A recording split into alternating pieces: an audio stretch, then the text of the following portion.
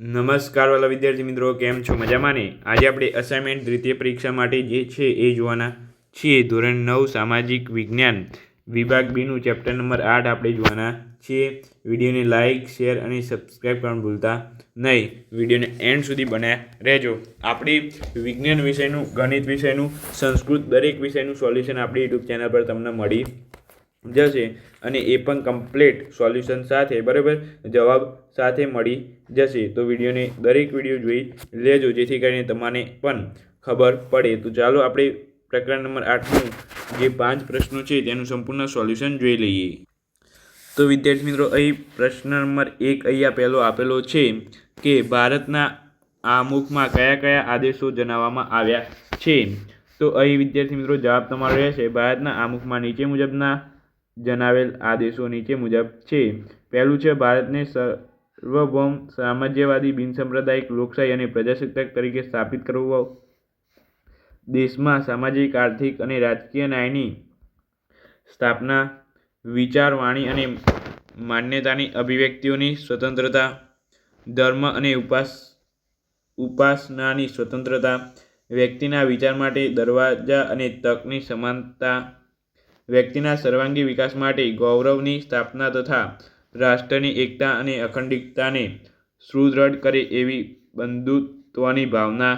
બરાબર, તો આ તમારે વિદ્યાર્થી મિત્રો ખાસ કરીને જોઈ લેવાના રહેશે. અહીં તમારે આ આઈએમપી પ્રશ્ન છે એટલે આ તૈયાર કરવાનું ભૂલતા નહીં. ત્યાર પછી આગળ આપણે જોઈએ સાર્વત્રિક મુખ્ય વય મતાધિકાર કોને કહેવાય છે. સાર્વત્રિક મુખ્ય મતાધિકાર કોને કહેવાય છે? મોસ્ટ ઇમ્પોર્ટન્ટ પૂછા છે. તો સાર્વત્રિક મુખ્ય વય મતાધિકાર એટલે 18 વર્ષ કે તેથી વધુ વયના હોય, કાયદા દ્વારા ગેરલાયક ઠરાવવામાં ન આવ્યો હોય અને અસ્થિર મગજનો ન હોય અને જેનું મતદાર યાદીમાં નામ હોય એવા ભારતના પ્રત્યેક નાગરિકને ધર્મ, જાતિ, ક્રોમ, શિક્ષણ, લિંગ, જન્મસ્થાન, આવક કે મિલકતના ભેદભાવ વિના આપેલા સમાન મતાધિકાર. બરાબર, જેને શું કહેવાય?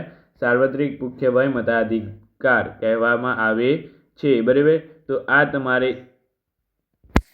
કમ્પ્લીટ તૈયાર કરવાનું રહેશે.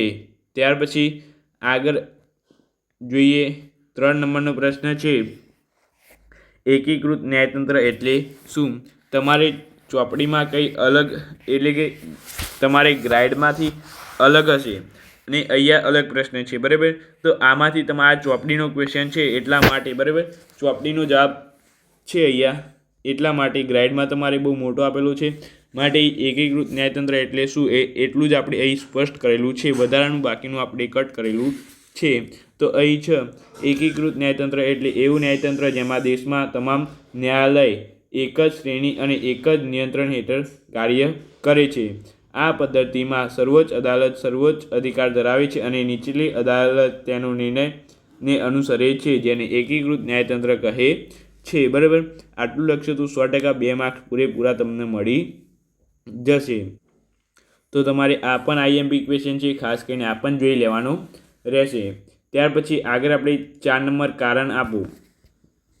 બરાબર, તો ભારત એ બિનસાંપ્રદાયિક રાજ્ય છે.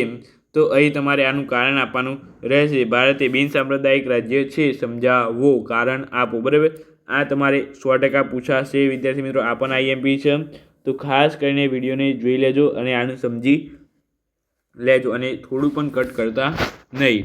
અહીંયા ઉત્તર છે ભારતના ધર્મ, જાતિ કે પંથના ભેદભાવ વિના બધા જ નાગરિકોને સમાન અધિકાર આપવામાં આવ્યો છે. ભારતના બધા નાગરિકોને ધાર્મિક સ્વતંત્રતા અને મૂળભૂત હક આપવામાં આવ્યો છે. ભારત સરકાર કોઈ પંથ કે ધર્મમાં વરેલી નથી. રાજ્ય બધા ધર્મોને સમાન ગણે છે અને રાજ્યની નજરમાં ધર્મને કારણે કોઈ ઊંચું નથી કે કોઈ નીચું નથી. દરેકને પોતપોતાની પસંદગીનો ધર્મ પાળવાની છૂટ છે. ભારત સરકાર ધાર્મિક બાબતોમાં નિરપેક્ષ અને તટસ્થ છે. ભારતના બંધારણમાં સર્વધર્મ સમદ્રષ્ટિ અને સર્વધર્મ સમભાવનો સિદ્ધાંત સ્વીકાર કરવામાં આવ્યો છે. આથી કહી શકાય છે કે ભારત એ બિનસાંપ્રદાયિક રાજ્ય છે. બરાબર, તો આ તમારે ખાસ કરીને તૈયાર કરી લેવાનું છે. ફરી એકવાર સમજવું હોય તો સમજાવી દઉં કે ભારત ધર્મ, જાતિ કે કોઈ પણ ભેદભાવ નથી. બરાબર, ભેદભાવ વિનાના બધા જ નાગરિકોને સમાન અધિકાર આપવામાં આવ્યા છે. ભારત બધા નાગરિકોને ધાર્મિક અને સ્વતંત્રતા જે ધાર્મિક રીતે એટલે કે જે તેમને ધર્મ પાળવો હોય એનો હક આપ્યો છે. એટલે કે તમારે મુસ્લિમ ધર્મ પાળવું હોય, હિન્દુ હોય અને મુસ્લિમ પાળવો ધર્મ હોય તો પણ પાળી શકાય, મુસ્લિમ હોય અને હિન્દુ ધર્મ પાળવો હોય તો પણ પાળી શકાય. બરાબર, એ તમારા મત મુજબ તમારા હક આપવામાં આવ્યો છે એ ભારત સરકાર દ્વારા. ત્યાર પછી રાજ્યની નજરમાં ધર્મ એટલે રાજ્યની નજરથી કોઈ ધર્મ ઊંચું નથી, કોઈ ધર્મ નીચું નથી. બરાબર, દરેકને પોતાની મત પસંદગી મુજબ ધર્મ પાળવાની આપણે છૂટ આપેલી છે.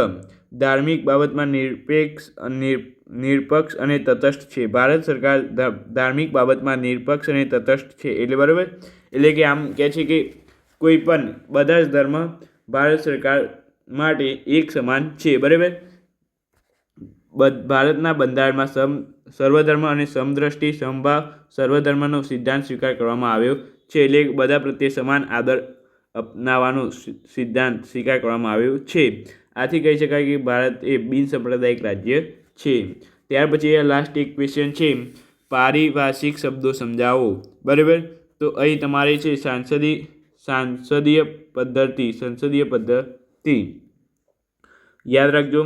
જે શાસન પદ્ધતિમાં સંસદના લોકો દ્વારા ચૂંટાયેલ પ્રતિનિધિઓની બનેલી હોય તેને સંસદીય પદ્ધતિની લોકશાહી કહેવામાં આવે છે.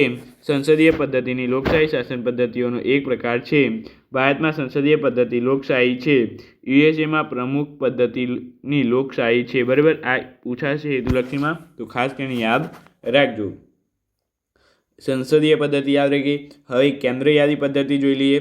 તો કેન્દ્ર યાદી પદ્ધતિમાં સૂચવેલ વિષયો પર કેન્દ્ર સંઘ દ્વારા સરકાર કાયદો ઘડીને તેમજ તેના ફેરફાર કરી શકે છે. આ યાદીમાં મુખ્યત્વે સંરક્ષણ, વિદેશી બાબતો, અણુશક્તિ, નાનું અને બેન્કિંગ, રેલવે, તાર અને ટપાલ વીમા જેવા 97 વિષયોનો સમાવેશ કરવામાં આવ્યો છે. તો અહીંયા સુધી આ કેન્દ્ર યાદી હતી એ પણ આવડી જાય એવી છે, સહેલી છે. બરાબર, પૂછાવાની ચાન્સીસ 50% છે. બરાબર, તો આ તમારે જોઈ લેવાનું રહેશે. વિડીયોની નીચે લાઇક, શેર અને સબસ્ક્રાઈબ પણ ભૂલતા નહીં. બરાબર, આ જોઈ લો. આની તમારે સ્ક્રીનશોટ પાડવા હોય તો પાડી શકો છો. બરાબર, ફરીથી એકવાર તમને અહીં બતાવી દઉં બધા. બરાબર, આ રહ્યા આટલેથી ચાલુ થાય છે તો તમે અહીંયાથી સ્ક્રીનશોટ પાડી લેજો. આ બરાબર કમ્પ્લીટ, જેથી કરીને તમને પણ યાદ રહે, તૈયાર કરવું હોય તો તૈયાર કરી શકાય. બરાબર, તો આટલે સુધી આપણે વિડીયો જોયો. વિડીયો કેવો લાગે એ નીચે એક સારી કોમેન્ટ કરી દો. બરાબર વિદ્યાર્થી મિત્રો, વિડીયોને લાઇક, શેર અને સબસ્ક્રાઈબ કરી દો. અને આગળ તમારે કયા વિષયના વિડીયો જોઈએ છે વિદ્યાર્થી મિત્રો એનું મને નીચે એક કમેન્ટ કરો કે આ વિષય પર વિડીયો બનાવો, તો આપણે એ વિષય પર વિડીયો બનાવીએ. બરાબર, જેથી કરીને તમને પણ સંપૂર્ણ રીતે એનું માર્ગદર્શન મળી રહે સૌ પ્રથમ. તો ચાલો આપણે મળીએ આ વિડીયો સાથે. Thank you so much. Video જોવા તમારો ખૂબ ખૂબ આભાર.